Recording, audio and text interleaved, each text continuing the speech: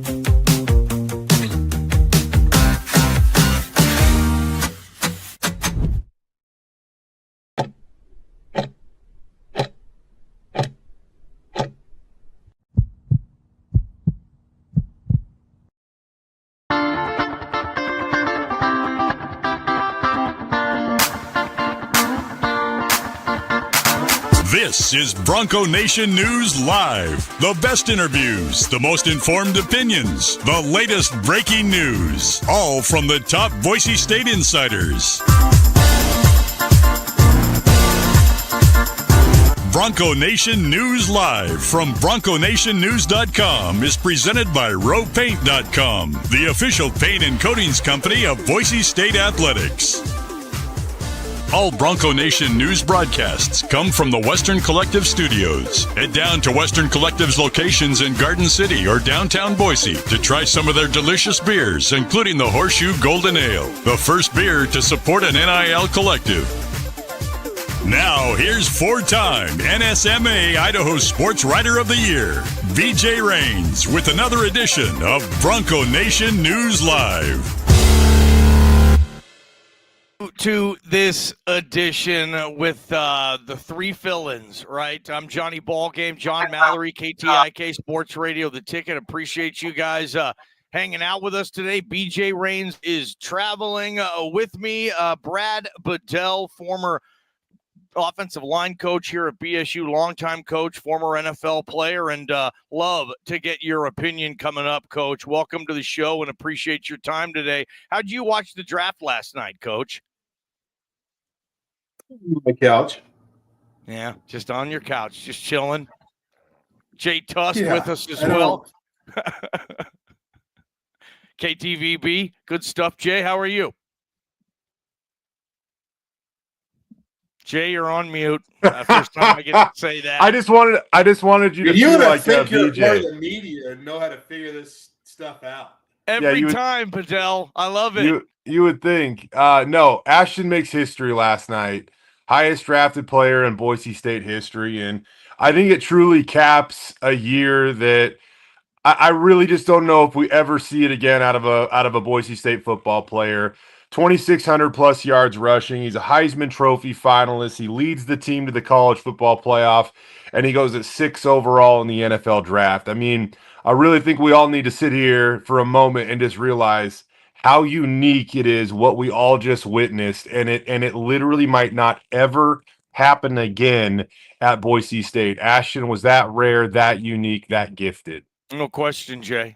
Number one, Ryan Clady now has to pass the crown for the highest selected player in the history of this program. Let's get back to Coach Bedell, and we'll just start off pretty blank with just your overall perception of Ashton Jeanty, coach, going to the Las Vegas Raiders. He fell to 6, like a lot of people ended up thinking. Maybe he was going to go earlier or later. It kind of ended up going as people thought. I said, and The Raiders. Well, tell us what you know about them. Chip Kelly, his system. What's Ashton Jeanty going to run behind? What type of offensive line usage do they have there? Like, what are your thoughts on this, knowing from your perspective, Ashton Jeanty going to the Raiders, and how do you think he can do there? What's the fit like, Coach? Well, I think it's a great fit. Number one, look at the head coach. And look at what he's done running back-wise in the National Football League. Oh, let's go all the way back to SC. I mean, Reggie Bush was pretty good, right?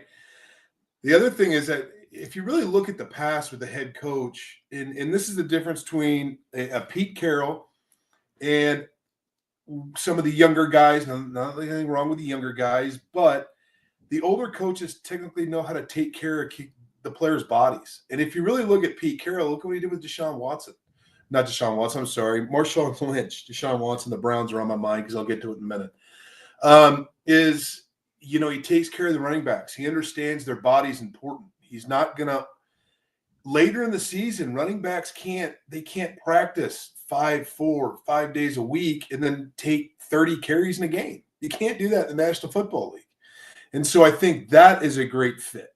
The other thing is, Chip Kelly and Jay, you brought it up before we went on, is they faced each other and he raved about him.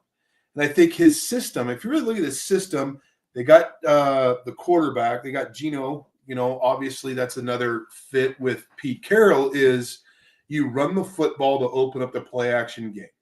And that's exactly what the Raiders were missing.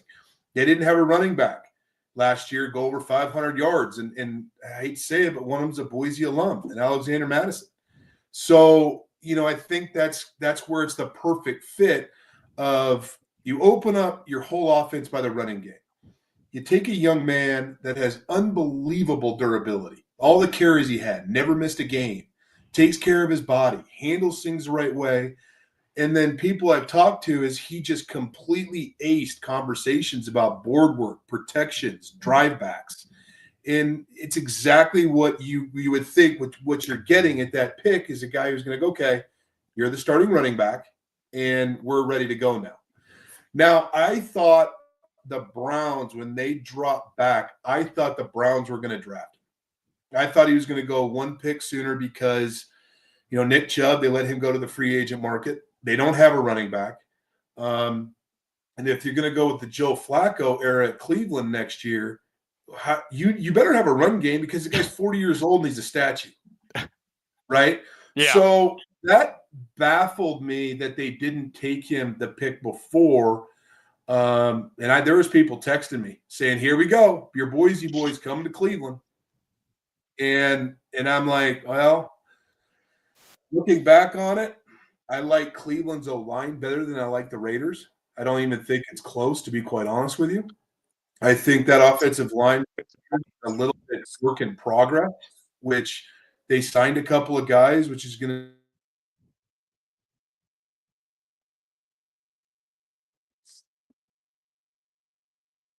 to be, which is good. They've got a real like I was saying, the O-line coach, I think it's a work in progress. They'll get there, but I think it's a perfect fit. I really do. I thought he was going to be a Brown when they dropped back. Las Vegas Raiders, the choice for Ashton Jeanty. Let's move to Jay from your standpoint, from a coverage standpoint. I mean, KTVB now prepared to be almost with Ashton Jeanty every step of the way. I mean, Las Vegas is one of the closer NFL cities to Boise. It's an easy flight. I mean, Jacksonville might as well have been Mars, man. No one's getting out there on a hop and a whim to go cover the Jags-Texans game on a Thursday. Vegas, now all of a sudden it's different on a Thursday. Boise State plays on a Saturday. Maybe you guys can make some adjustment for the coverage from your standpoint, Jay, KTVB, and I'll speak on the radio side too. I mean, Ashton Jeanty getting to this location geographically, I mean, it's a perfect fit, huh? It's amazing. It really is. I mean, I don't know if there is a better city that he could have gone to, in all honesty. We go to Vegas 3-4 times a year, Johnny, and you're right. Jacksonville might as well have been Mars. The one thing that I always do whenever Boise State's like that first game, usually they got to travel somewhere. They're going out to South Florida this year, so it might have been a little convenient. But I always try to see that those NFL preseason games, do they line up where we can catch a Boise State football alum if we stay a day or two longer? And now, like I said, we go to Vegas, 3-4 times a year. We go there for Mountain West Media Days. Yeah, we get on the horn with the Raiders and try to see if we can meet up with Ashton Jeanty. It's absolutely perfect. I just think that it's also just full circle moments, right, Johnny? Because you go back to Mountain West Media Days last year, and they basically had to sneak Ashton Jeanty into Vegas, and now he goes 6th overall. Man, he's going to kick the door down this time because he's finally 21 years old. He couldn't even go into Circa where they hosted media days. They had to take him to another hotel to do media interviews. Now, man, he's kicking that door down as the highest drafted running back since Saquon Barkley. I mean, like, just think about that for a second. Wow. That is just so wild. I got a question for you, Bedell. Like, what do you think NFL GMs that were really considering drafting Ashton Jeanty, how hard was it for them to admit we can't wait? We actually have to use a top 10 pick on this guy. It killed him. It killed him. I mean, think about it. If you really think about it, and I believe this, taking a running back at 6 that's wild to me. Think about it, because remember, Saquon Barkley didn't finish the season through 3 straight years. Yeah. And then he finally finishes the season and he blows up, and he's the player that everybody thought he was going to be when they had drafted him. And so I think that's when you went on the run of the running backs. Remember, 2 running backs went in the first round. It was Jeanty and the North Carolina kid, right? So that's new. And so maybe that position is coming back in a way in today's game. But I think it kills people to give running backs a lot of money when they know that there's a possibility you're going to miss 2 games in the course of a year. I hope he never does. I hope. But then again, if you look at the Super Bowl champion, we know what that happened, right? Right. But in the past, the Super Bowl champions, the Kansas City Chiefs, it's all on the quarterback. I mean, they have a running back to manage Mahomes, so Mahomes doesn't get killed and has some play action ability. I just don't. I think it hurts them to know that we've got to spend top 10 money for a running back. Where I think if you look at the course of the draft the past 2 to 3 years, is we're going to build it in the trenches if we're not taking a quarterback or a shutdown corner. Think about this, right? Coach. Yeah, think about this. I mean, last year, the rookie running back that led the NFL in rushing yards for rookies, Bucky Irving, University of Oregon, had a terrific career. He was drafted in the 4th round by Tampa Bay. Okay, the second leading rookie rusher last year was Tyrone Tracy, New York Giants. 4th round draft pick running back. The 2 best rookies last year were day 3 picks, guys. So, yeah, to your point, I mean, to roll the dice and to make that type of a risk, to roll the dice and make that type of a risk, that's a major, major gutsy move. Did I have you guys still? Did I lose you? Yeah. Okay. Hold on, though. Let's go back to that. I don't think the pick is risky as the person and the player. I don't think that's a risk. He in my opinion, I've said this, and I'm never going to go back for it. Jeanty's a top 10 talent. He's a generational running back. We all witnessed that. And for all you people in the East Coast that don't have a clue about football, he is a generational running back. That was proved last night. My point is, it's the amount of hits and the longevity of a running back in the National Football League is less than 3 years. And so that's where it gets dicey. It's not the talent. It's not the talent. It's the position. Right? It's like you take the quarterback, and if he's not smart enough, he's a bust. Right? If the running back, they tend to be busts because their body breaks down so early in the career. And so I don't want to take anything away from Jeanty as the player. I think it's the position rather than the player. Okay. What about this? You've been on NFL offensive lines, several of them. You've coached them at the collegiate level. What's the group chat for the Raider offensive line room buzzing like after they know this kid's coming to town? Is there that consists of offensive line? I mean, I mean, when you know you have, I don't know, more of a high-priced back, like Jeanty coming in first round versus fifth round, does that change anything for you guys? Get you more excited? I think it gets more excited that they're going to look a lot better here come September. I mean, there's no doubt. Jeanty's the guy, if you take care of the first level, even in the National Football League, he's going to make the second level miss. I truly believe that in my heart. I think you get a little bit more nervous when you draft a quarterback that high and say, boy, if we get this kid killed, we're all going to be gone. Right? Because and there's a grace period here. I mean, we can't, if Jeanty let's say Jeanty has a great year last year. I think a great year for a rookie NFL running back is 800 yards. I mean, think about that. He's not going to automatically go for 1,400 yards. If he does, give him the rookie of the year. Just mark it right now. If he goes for over 1,200, give him rookie of the year. I mean, it's the way it is. But they're going to look a lot better. But I also think the fit and offensive coordinator as a Chip Kelly is he does so much. And so now that's going to help the O-line where it's not just going to be we're going to line up in the I on 1st and 10, and we're going to hand the ball off. He's going to go 2 yards. Then we're going to run it again, and we're going to get a gain of 4, and then we're going to be third medium. They're going to throw a hot route. We're going to punt. I mean, that's how NFL ball's played a lot of the times, the old school mentality. Now you got Chip Kelly with now Gino. He can run in the backfield. So they've opened this whole dynamic of this offense just changed last night with the number 6 pick. Jay, you're hearing all this, and I got your take on Vegas in the scene, and Ashton Jeanty coming in. I mean, what else is sticking out from you from an NFL standpoint, week in, week out, like Jeanty going into this league? It feels to me like, and this is a star-studded rookie class. Genty's not the only one that's going to get buzz, and it'll probably start with Travis Hunter. But it feels to me like Jeanty has an opportunity year one to almost be somewhat of a face of a franchise offense. I think Vegas is looking for that piece. They haven't had it since moving there. There's more visiting fans than Raider fans in that stadium. It is a town full of stars. It feels to me like Jeanty can check some of those boxes versus, all due respect, Brad Bedell grabbing some offensive lineman who is a plug and play, like my Seahawks took.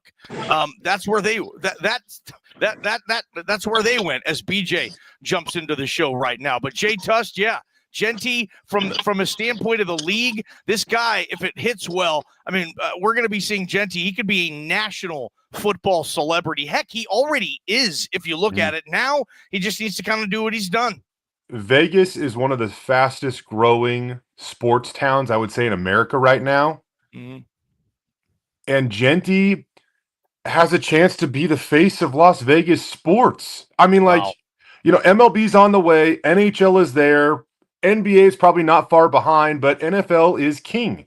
And, all due respect to Max Crosby, because that is one bad dude. And I'm just saying the difference between the two is that Ashton was drafted by the franchise when they were in Las Vegas. I just think there might be, if he has success, a little more of an emotional tie there. And I can't think of maybe a cooler offensive and defensive duo, though, character-wise, than Max Crosby and Ashton Jeanty. I mean, that's going to be awesome for the Raiders. It gives me hope that they are actually going to turn the corner and be good. In terms of what Bedell was saying about Ashton being a generational talent, I mean, I think this says it all right here. And I legitimately don't know if I've ever stumped Johnny Ballgame with any type of sports trivia, but I'm going to try to right now. Johnny, do you know the last group of 5 running back that got drafted in the top 10? LaDainian Tomlinson? You didn't even have to think about it? God, I hate you. I mean, it was kind I legitimately hate you. I wasn't 100% sure, but LT. And that was TCU when they were, was he Conference USA and then Mountain West? It was during right? It was one of those. Either way, Johnny, it was well before they made the jump up to the Power 5 level. So, yes, you are right, you big jerk. The last one was LaDainian Tomlinson in 2001. And I would try to ask you the one before that, but it's not even worth it because apparently you're just going to know too. 1994, Marshall Faulk. Beat me. Mr. Rose Bowl beat me over there, Brad Bedell. So the last two group of 5 running backs, you have to go back to 01 and 94, but you are talking about 2 Hall of Famers, a couple of the best to ever do it. And no, I'm not trying to put Ashton Jeanty in the Hall of Fame the day after he gets drafted. I'm just saying, if you want to be grouped with any 2 running backs, I would be okay with being in the same conversation as Marshall Faulk and LaDainian Tomlinson. What network did you guys watch the draft on? ESPN. I have 3 TVs. Same coverage, ABC, ESPN. They compared him to Emmitt Smith. Yeah, Louis Riddick. Louis Riddick, Brad Bedell. You talked about his rookie year, 800 being a quality rookie rushing yard season. Yeah. Louis Riddick thinks he's going to pass Eric Dickerson's rookie record, which was 1808. Louis Riddick's got this guy on 1,800, 1,900 yards. I don't know if I've seen an analyst love a running back more than what Louis Riddick is doing with Ashton Jeanty, setting the bar absolutely extremely high. But Brad Bedell, were you a Raider fan growing up? Did you buy the Autumn Wind? He wears a hooded sash. I mean, does that do anything for you? The fact that he's there and it's going to look really cool seeing him wear that silver and black. No. The first NFL game I ever went to is the first one I played in. Well, yeah, I've heard that story from so many guys who played in the NFL. First game I even went to was playing in.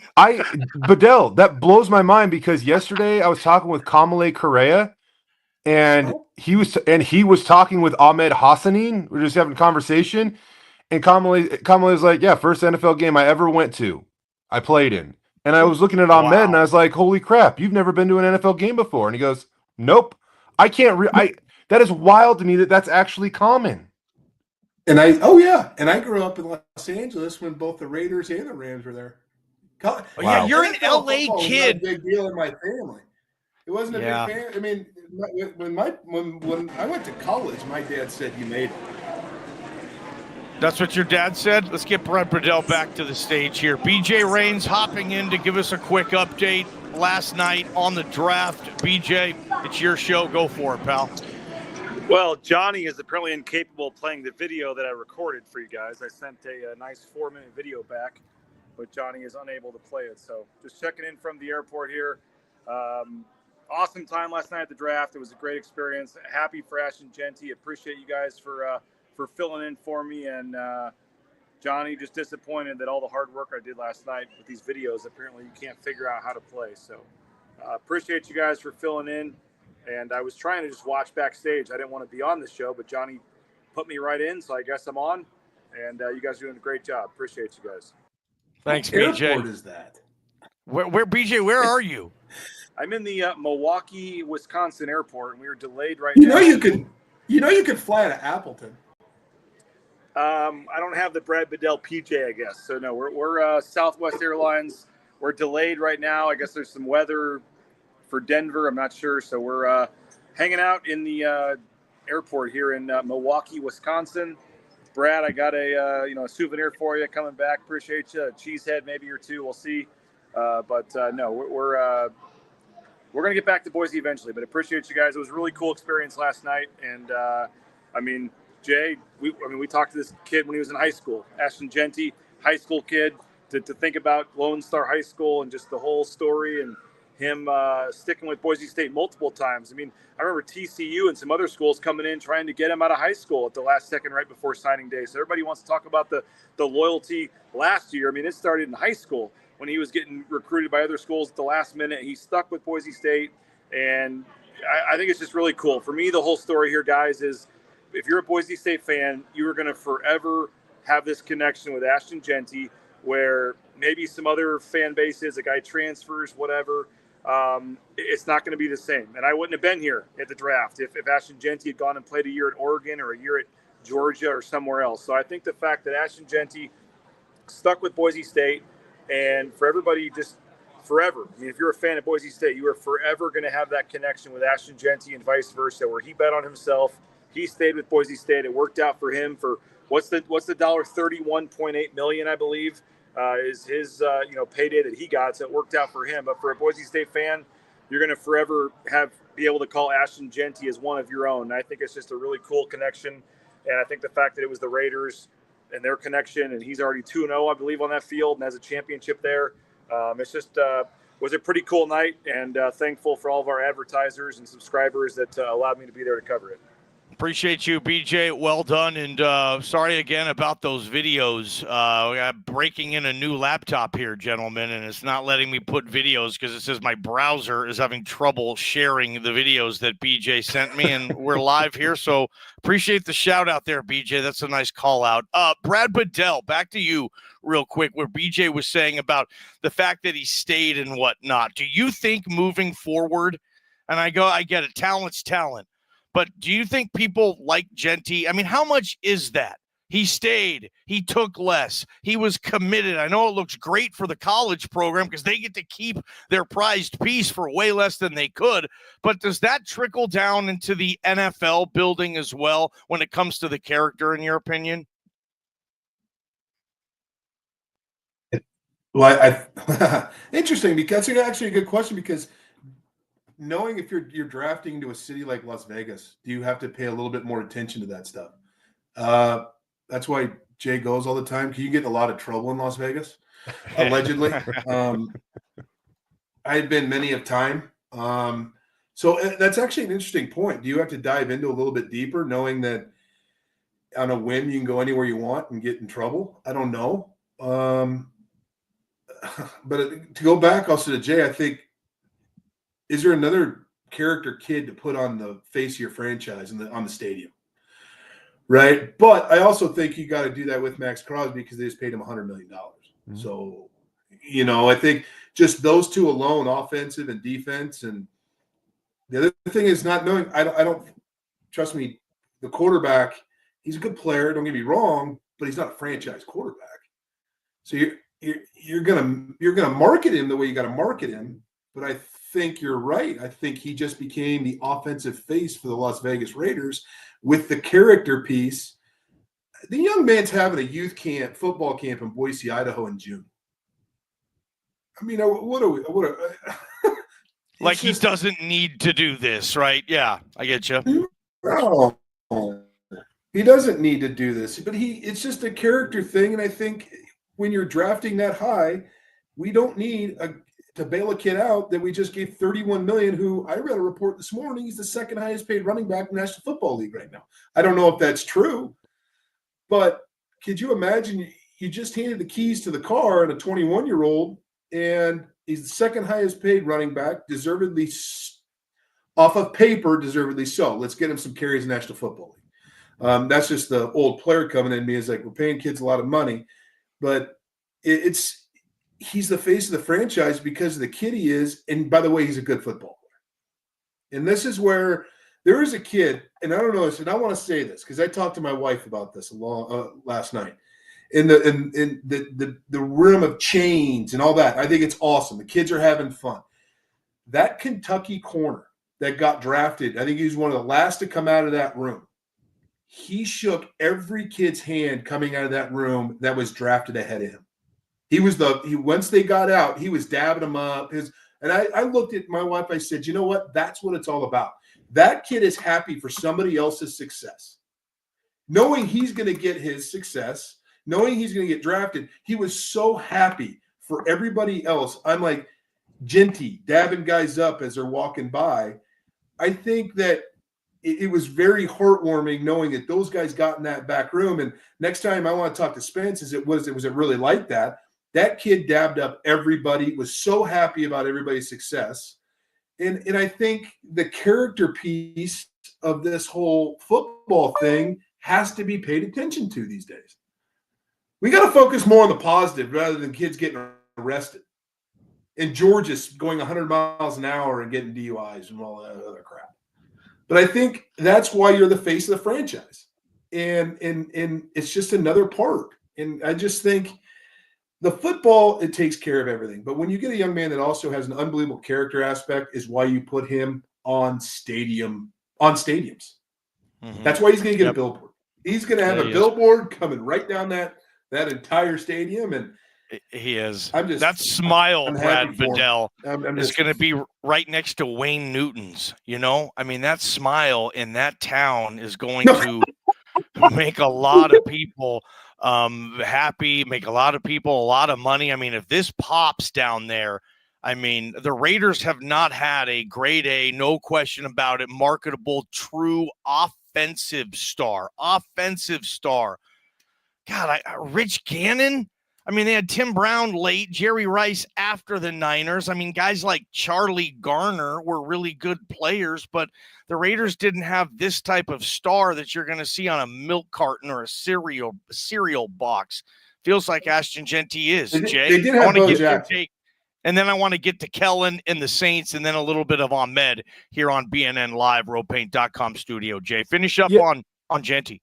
Yeah, you bring up those guys, Johnny, but again, I really think, I know Raiders fans, a number of them went from Oakland right over to Las Vegas, but I think it's different now that the franchise is in Las Vegas. I mean, he's living in a city with some of the best marketing people in the world. I mean, this is a city that they said, hey, let's build this little town in the desert, and we're going to turn it into this party, and now everybody wants to go there, right? Like, and now Ashton's going to benefit from those minds. I mean, we're going to pull into Vegas one day, Johnny, if this goes well. Yeah. And and Jeanty is going to have some obnoxiously massive, fathead on the side of a hotel there. Like that. That's the way. At the airport, right when you get off the plane, guys, at McCarran, he's going to be on a slot machine. Yeah, I mean that's what you'll see one day. I love Bedell pointing out the character stuff because, I mean that's Ashton Jeanty's. I mean that might be the best part of his game. But I also love like seeing those little things, like a guy just shaking people's hands is like, man, that's a reason I want that kid on my squad. I love the Kentucky corner, by the way, Coach. I love that kid. Ashton's teammates in college absolutely loved him. I am curious, though, Bedell, as somebody that's been in NFL locker rooms, how do you become likable in an NFL locker room? And does it even really matter? Yeah. It does matter. It does matter. You want to be that guy because the locker room's got plenty of them, to be honest with you. Okay. In my opinion, I've always been a firm believer in this, is you shut your mouth and you learn. Because this is he's going into a whole new dynamic of football. And you just you go in there, you work hard, you kind of keep your mouth shut, and you put paper to a pen and you just learn. And as you start getting success, you're already coming with a little bit of like, oh, there's number one, first round pick. You get to pay for everything. That's a whole other issue he's going to have. But you just got to go in there and learn and get in the room and get in the film room, understand the offense. The quicker you can get the offense and have an understanding of the offense, the quicker you get respect within the team on that side of the ball. There is not a doubt in my mind. And in that league, you honor the hard workers. And those guys, you gain a lot of respect by just working and not talking about it, not saying I'm the first round pick, everybody, I'm here. That's not his character anyway. But it's just the way it is. And you already come in with a little bit like first round pick, he's not going anywhere. He's probably going to be the starting running back. Now he's got to prove it. And that's how you gain the respect in the locker room, is just learning from the older guys, learning how to be a pro, learn how to take notes, get in there and get with an older player, wide receiver or the quarterbacks, and dissect defenses. Because now you're looking at 1st and 10 is completely opposite of what NFL teams do on 2nd and long, 3rd down. So it carries two different game plans. So I think just learning is how to be a pro is how you gain the respect of the locker room. Bedell, when you were, real quick, Jay, when you were going on those dinners you were talking about, I know Rookie pays for everything. What's the most you've seen a tab at a restaurant get to? I mean, you played on a lot of teams. I mean, you guys probably had a few bonus baby linemen coming in your career. I mean, they come out, they pay the dinner. Yeah. I mean, how high have you seen those? I saw think there Ryan, was a DB in Houston. They got him for $98,000. damn. He paid $98,000 on a dinner bill. Ryan Leaf told me once he spent like $30,000 at a Mexican restaurant, like just some random Mexican restaurant in San Diego. Guys were showing up and it cost him $30,000, and that was in the 90s. It's crazy what you guys do, man. That must be some good eating, man. Well, it's not only the eating. It's not only the eating. No. Yeah, exactly. Okay. It's not. BNN. When all of a sudden, when guys start ordering bottles of Cristal, you know you're in deep, deep trouble.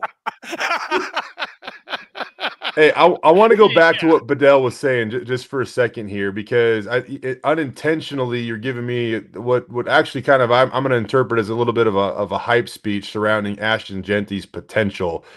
You were talking about, going into the National Football League and listening, not being, just shutting up for a little bit, right? And gives him goosebumps because that's who Ashton Jeanty was early in his career at Boise State. He had George Halani in front of him, a quiet guy, but he had George Halani in front of him, and he learned from George, who, he had his adversities and whatnot, but all of a sudden when George left, Ashton's personality comes out because now he's the leader. And at one point in time, he kind of seemed like he might be a little shy or quiet, at least publicly. So, he's walked that path before. I think he's going to understand that. He knows hard work. Like, he's going to go into this thing and put himself in a great situation. And as long as we're talking about finances and dinner tabs, man, I tweeted this out yesterday. Ashton Jeanty is going to be a phenomenal NIL case study for the years to come. He passed on $1 million. His dad told me prior to that, going out to New York to cover him at the Heisman Trophy ceremony, his dad told me that he did have an offer of $1 million right there to get in the portal and leave Boise State last year, and he passed on that. And yes, he made something at Boise State, which was awesome. But by passing on that opportunity, the dude gets 31 M's yesterday. That is the value of being drafted 6th overall. And we'll see what his guarantee is. But depending on how much of that money is guaranteed, yeah, he might have the second most guaranteed money in the NFL next to Saquon frickin' Barkley. Like, you can't tell me that move did not pay off 31 million times over. And the best thing about it, the guys left in the Boise State room, they understand it. They see it. I can't remember if you were there with me, Johnny, that day or not. I feel like you were, but we were kind of shooting the breeze with Breezy Dubar. And he was saying that Ashton gives him financial advice. And we're like, Ashton gives you financial advice? Is he good at it? And Breezy's like, yeah, he gives great financial advice. What's Bedell think of that? He's probably shaking his head. There's a little financial advice in the running back room. But yeah, I mean, you need to these days, right, Coach? I mean, he's got it. Yeah. Well, yeah. Now you hire a guy. Yeah. Okay. At this point, you got it. He's got $31 million. I mean, but you also got to think about it, and this is where the hard work and all that stuff, that's coming from the culture of football program where you came from. That you can check all those boxes at Boise, that's fine. I want to tell you this, and this is a good example of Jay, is he went and he could have taken a quick $1 million, and that's great. Don't get me wrong, $1 million it's a buttload of money. We'll never take away from it. But the $1 million is not going to let you do anything when you're 60. In most cases, now in today's age. Yep. So now you're going from I could have a quick $1 million, or now I could sit here and do generational wealth. Yep. If you invest it right, he'll understand. He sounds like that compound interest is a very special thing, and it's one of the greatest things about capitalism. So all those things can change. So he went from, hey, I have $1 million retired to now I have 31 and I have generational wealth. Yep. I mean, that's what sums up. Bedell, you could take the quick fix. You're so right. I was talking with Sire Gaines yesterday too, right? And he's next. Sire Gaines is coming. Like he is going to be awesome. And as I'm talking to him about Ashton, he is pointing out all of these little things. And he said, money isn't everything. And I know that Some of this NIL money, it definitely seems significant. But he also said that at the same time, it's pocket change. You might be able to take care of your family in the short term, but he's interested in generational wealth. And what Ashton Jeanty did is he made a short-term sacrifice. He was patient and loyal, things that are evaporating in the NIL era, and it paid off for him. And the best part about it is Sire almost wrapped up his answer, and then he added a little bit more. He winked at me and then said, "No, by the way, Las Vegas is tax-free." He knows what he's doing. He knows what he's talking about. Ashton's taught him well. Yeah. I mean, that's about the only thing that is free in Vegas, though. It's about the only thing that is free these days in that town. Ashton Jeanty is going to have to pick up a lot of tabs, a lot of places to eat in that town, Bedell. A lot of places to eat. And by the way, Uncle Sam's going to come for his 48% too. So let's not. He's about to get a serious education in federal government taxes. Yeah, he's going to look at that too. Wait, what? Took the Saints to Kellen Moore. Yeah. I'll start with you, Coach. I'm just looking at the offensive line. Now, last night, they went offensive line in the first round, Kelvin Banks. Last year, before Kellen, the Saints went first round with the offensive line and Talise Fugawa. They also have Cesar Ruiz, who is a first-round pick. They also have Eric McCoy, their center, a second-round pick. Basically, the New Orleans Saints right now have 3 first-rounders on their offensive line and a second round. That's serious investment in an offensive line. I know it wasn't the sexy pick, but it kind of felt like what the Saints needed to do. Coach, when you see what Kellen's building with that offensive line in New Orleans, got to get you pretty excited. Yeah, it does. It's almost, they're kind of taking the San Francisco 49ers model. We're going to build it within the trenches, and then we're going to expand it through free agency with our speed and our skill. I still think he needs to sum the quarterback position today. I think they need a quarterback just for future. But I think that game has to be run in the front 7, or you don't have a running back. Your quarterback's not going to have the time. So I like what he's doing. I think it's not a quick fix now, but in 2 years they could be right where they want to be with the mixture of building the trenches within college and developing them, and then going to get our speed and free agency once some money comes available in the cap. So I like the way I like anything that you're built from the trenches. And I know I'm an O-line guy, but if look at the Browns, they used to have one of the most dominant offensive lines in the National Football League. They went to the playoffs. They dismantled that offensive line, and now they're dog crap. Dallas. Right? So you got to build it within that offensive line. And then go defensively. There's so much man coverage in the National Football League mixed with the zone and all that is you got to get to the quarterback. And if you don't get to the quarterback, these quarterbacks are going to dice you alive. And I think I love if anybody's going to build for the front 7 and then expand out, you have a great future ahead of you. I just got to get enough wins to keep the job so all these guys can produce. J.U. Kellen, 3 first-rounders on the offensive line. Pretty decent way to start, obviously, up front. Your thoughts, year 1, Kellen. And, yeah, guys, I know we're talking about the draft yesterday. We have 6 rounds left, and round 2 starts here in a few hours. Yeah, I think that for Kellen, I mean, yeah, he went to Philly, and they had an awesome season. Clearly, they won the Super Bowl, and Saquon Barkley had an unreal year, but they had a pretty good offensive line. And when Kellen was in Dallas, when they were good, they had a pretty good offensive line. So I think he knows how he wants to build this thing. And Bedell's right. I think it's just about trying to find a way to win enough games to get another opportunity to get back and do it again next season. And then it appears even the quarterback draft next year should be much deeper than this year's draft, where only 2 QBs go in the first round, only 1 in the top 20. I mean, the QB draft this year just wasn't that solid. You can take a flyer on somebody a little bit later and hope it works out. But, yeah, I think that Kellen's doing the right thing. Build it where kind of have a boring draft, if you will. Nobody gets all crazy excited about drafting the guard. But you know what? Back when I was a little younger and the Hawks drafted Steve Hutchison, I wasn't too excited about that. I should have been over the moon about that because I missed the hell out of that guy when the Hawks let him go. It changed everything. God, he was good. He was one of the better guards I remember. I would just watch line play, and I'd watch Hutch and Walter Jones just own that left side there.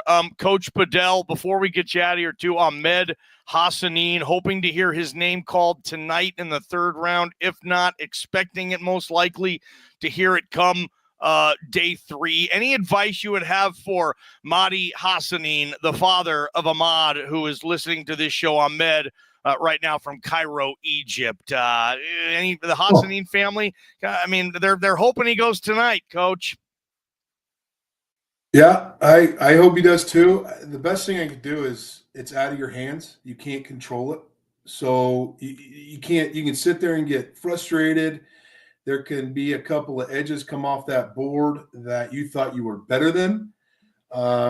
You can't control it. It takes one team. It just takes one team to like you. And we didn't have that edge DN position really fly off the board in the first. I think there's so the Marshall kid's still available. He's the best pass rusher in this group. Yeah. But there's a couple of things with that young man there's a couple off the field things that came out early this morning. That's why he slipped out of the first. So he's going to go early. You got to be patient, and whatever they told you, what round you were going in, it's never the same because so many teams do some wacky things. Everything slides down from there. And now we're getting into once you hit that third round, you start seeing streaks. Like let's say the safety position, because the safeties were not drafted a lot, right? Yep. And so all of a sudden now, if you see a safety go and then another safety and then another safety, then teams that think they thought they'd get a safety in maybe the 5th, they start getting worried and like, well, we got to have a safety. If we don't take this kid, he's not going to be there. So then they'll take a safety where they thought they're going to take a safety in the 5th. They got to take him in the 3rd. That pushes everybody else down. He needs for him to get drafted as high as he can. We need to run early. That second round is going to have to start just popping with edges and DNs and just go. And that's just going to bump him up. And so you just don't know what's about to happen. But if you can just be patient, put a smile on your face, and have an understanding of when that team pulls the trigger, they're invested in you. And so now it's over. You can take a sigh of relief for about 24 hours, and then you know what? It's time to go to work, and that team is invested in you. They like you. They want you a part of their franchise, and just carry a chip on your shoulder and make sure just last longer in that league than everybody else that drafted ahead of you. Love it. Coach, just real quick, when you were a 6th round pick in the year 2000, you went 7 picks after Tom Brady, which is, kind of, fun to talk about. What was it like for you getting drafted real quick before he won that one?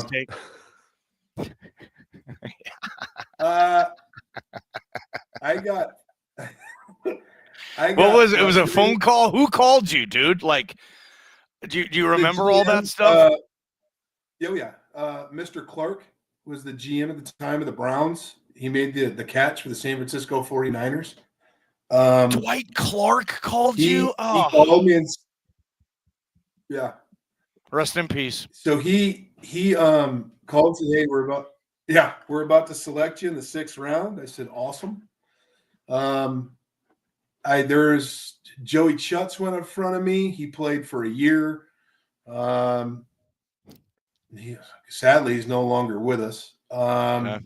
College, no, not college. A guy out of SC went in front of me in the 2nd. He lasted about 4 years. I kept track of that stuff. Yeah, well, you lasted 7 years. Round pick, yeah, but as that late round pick is there, back when I played, that's popcorn sales for training camp in the first day. So they can just cut you. Right. Mm-hmm. So you're battling for a position. And so when you get that late in that draft, the more you can do, you're going to get on the roster. You got to play all positions, and you're expendable. And at that position, once they drafted you, is the next day they're looking to replace you. And I always had that mindset of they're one bad practice, I'm out of here. They're going to cut my ass faster than I got here. It's just you got to have a mindset of when you're a late round pick, you got to have a mindset of you are extremely expendable. I just learned too. Yeah. Wow. Hell, I just learned so many damn teams. Bedell, as you build the tall tales in your post-playing career, I was drafted in the 28th round of the MLB draft. That might not sound that impressive. So what I like to say is I was drafted ahead of Joey Votto, who had a pretty good career with the Cincinnati Reds. So when you're having a brewski at a bar, telling old stories, do you just say that you were drafted 7 spots after Tom Brady? Because I think just the casual football fan is thinking Tom must have gone number 1 overall that year. If Bedell was drafted 7 spots behind him, whoa, that's impressive. Do you know how many 6th rounders last 7 years in the league? Like none. That's pretty cool for Bedell to be able to do that. No, they don't. Especially, yeah. No, I pretty much say I got drafted in the 6th round, but I hung out with J-Lo for a night one time in Miami. Oh, that's killer. Man, Bedell. We got to get to that the next time on BNN Live. Jay, wrap us up. Ahmed, you've covered him from day one, showing up, barely speaking English this weekend. I know you guys at KTVB are on Ahmed watch big time. Yes. Yeah, a couple of things for Papa Hassanin from Cairo, Egypt. Ahmed's sister flew in and brought some awesome Egyptian dessert. Ahmed shared a little bit of it with me when I was hanging out with him in Kamale yesterday. Phenomenal. Bring more of that to the States. We need more of that. Secondly, don't stress about where your boy's going to go, because he's already made it here all the way from Egypt. Nobody gave him a chance to even put himself in a position to be an NFL football player, and he's about to be an NFL football player. And as Brad Bedell said, it takes one organization to just fall in love with you. Ahmed Hassanin has given absolutely zero reasons for an organization to not draft him. Character off the absolute charts, was productive in college. His teammates loved him. A whole city of Boise fell in love with that guy. There's going to be a franchise that falls in love with Ahmed Hassanin, and he will be an NFL football player. Don't worry about when, but it will happen, in my opinion. All right. Appreciate you, Coach Bedell. Enjoy the rest of the draft. By the way, I just learned you went to Mount Sac. That was like, Jay, Mount Sac in the late 90s was the premier junior college football program in the country. Bedell, I see you smiling there. I went to Santa Barbara City College. Okay, they were in your league, and you guys kicked our ass badly. But yeah, did you lose a game in JC? Now wait, it wasn't. Hey, on that team, linebacker was Antonio Pierce. The linebacker was Antonio Pierce. The corner was Chris McAllister. The D tackle was Alfonso Bone. Me. Yeah, it was ridiculous. I know Mount Sac, man. I know I was a junior college geek. I was a JC geek, man, and that Mount Sac was a dynasty of junior college, and I just saw that on his Wikipedia page. Brad Bedell transferred to Colorado after starring at Mount San Antonio College, a huge program, legendary coach at the time. I digress, Coach. Appreciate you, Jay. Appreciate you guys on BNN Live. We'll catch you next time. BJ will be back, and he will have those videos